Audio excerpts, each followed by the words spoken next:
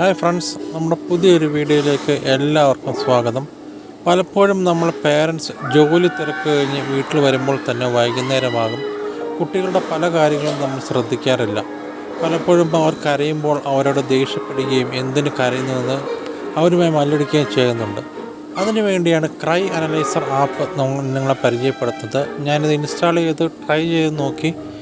വളരെ നന്നായിട്ട് തോന്നി. കുറേ കാര്യങ്ങളൊക്കെ എന്തുകൊണ്ട് കുട്ടികൾ കരയുന്നു എന്ന് നമുക്ക് ഫൈൻഡ് ഔട്ട് ചെയ്യാൻ പറ്റുന്നുണ്ട്. അങ്ങനെ ഞാൻ കുട്ടികളെ പരീക്ഷിച്ച് സക്സസ് ആയ ഒരു സ്റ്റോറിയാണ് നിങ്ങളുമായിട്ടൊന്ന് പങ്കുവയ്ക്കാൻ ആഗ്രഹിക്കുന്നത്. കുട്ടികൾ കരയുമ്പോൾ അവരോട് ദേഷ്യപ്പെടുന്നതിന് മുമ്പ് എന്തുകൊണ്ടാണ് അവർ കരയുന്നതെന്ന് നമ്മൾ മനസ്സിലാക്കേണ്ടത് അത്യാവശ്യമാണ്. പലപ്പോഴും അവരെ ശ്രദ്ധിക്കാഞ്ഞിട്ടും അവരുടെ ആവശ്യങ്ങൾ പരിഗണിക്കാഞ്ഞിട്ടും ആയിരിക്കാം അവർ കരയുന്നത്. അപ്പോൾ നമ്മൾ ഈ ക്രൈ അനലൈസർ ഇൻസ്റ്റാൾ ചെയ്ത് അത് അവർ കരയുന്ന എന്തിനാണെന്ന് അനലൈസ് ചെയ്യുകയാണെങ്കിൽ അവർ ജഡ്ജ് ചെയ്യും. ആദ്യം കുട്ടികൾ കരയുമ്പോൾ അവരോട് ദേഷ്യപ്പെടാതെ ജസ്റ്റ് ഈ അനലൈസർ ഒന്ന് അവരുടെ അടുത്ത് വയ്ക്കുക. ആനൂട്ടി അങ്ങനെ ഒരു ദിവസം വൈകുന്നേരം വളരെ കരച്ചിലായിരുന്നു. അപ്പോൾ ഞാൻ ഈ അനലൈസർ അടുത്ത് വെച്ച് ജഡ്ജ് ചെയ്യുകയുണ്ടായി എന്തിനാണ് കരയുന്നതെന്നുള്ളത്.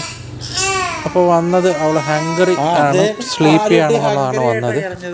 രണ്ട് ആസ്പെക്റ്റ് വരുന്നുണ്ട്. Hungry for 76%, sleepy 23%. ഉടൻ തന്നെ അവൾക്ക് ഞാൻ മനോഹരമായി ഫുഡ് കൊടുക്കുകയുണ്ടായി. സാധാരണഗതിയിൽ കഴിക്കാൻ വിസമ്മതിക്കുന്ന അവൾ അന്ന് പെട്ടെന്ന് ചോറും മീനും കൂട്ടി വാരി വലിച്ചു തിന്നു. അവൾ ലൂസിയായിട്ട് കളിക്കാൻ പോലും അവൾ കൂട്ടാക്കിയിരുന്നില്ല. അവൾ മാറി നിൽക്കുകയായിരുന്നു. ചോറ് വളരെയധികം ആവേശത്തോടെ അവൾ വലിച്ചു കഴിച്ചു. അപ്പോൾ ഈ ക്രൈ അനലൈസർ കുറേയൊക്കെ അക്യുറേറ്റാണെന്ന് എനിക്ക് ബോധ്യം വന്നു. കഴിച്ച ഉടനെ തന്നെ അവൾ കളിച്ചിരിക്കുന്ന ലൂസിയുടെ അടുത്തേക്ക് പോയി.